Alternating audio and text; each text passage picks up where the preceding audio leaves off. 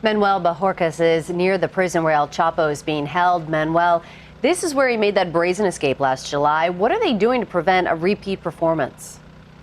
Well, at this point, they're not revealing too many details, but likely they are not housing him on the ground level where he might have access again to a tunnel.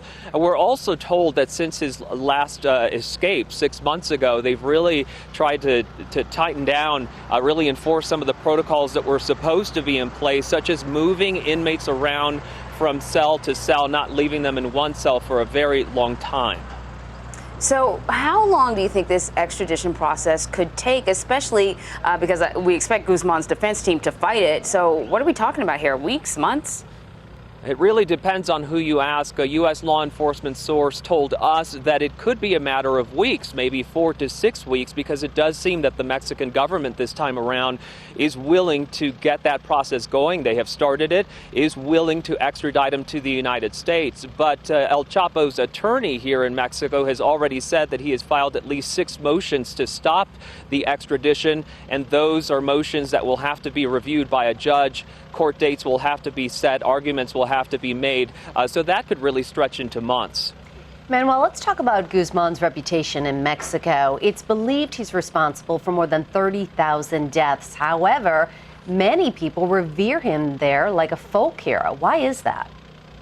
That's an interesting question. One theory is that many people view him as sort of a Robin Hood, somebody who has given to the poor, who has built roads and churches and schools.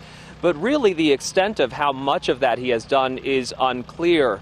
For the wider Mexican audience, it seems at this point that because there is mistrust of government and there are thoughts of so much corruption in government here, that El Chapo kind of represents this rebel, someone who can come up against the government, someone who can embarrass the government, someone who came from very humble beginnings and built an empire, whether for good or evil. So that's some of the theories that are out there about why so many Mexicans actually view him as a folk hero.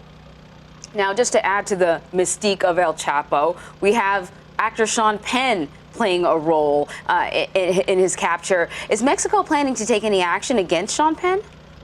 At this point, we have heard that Mexican authorities would like to interview him, that they would like to ask him questions. We have not heard them say any more about whether they would plan to charge him at this point.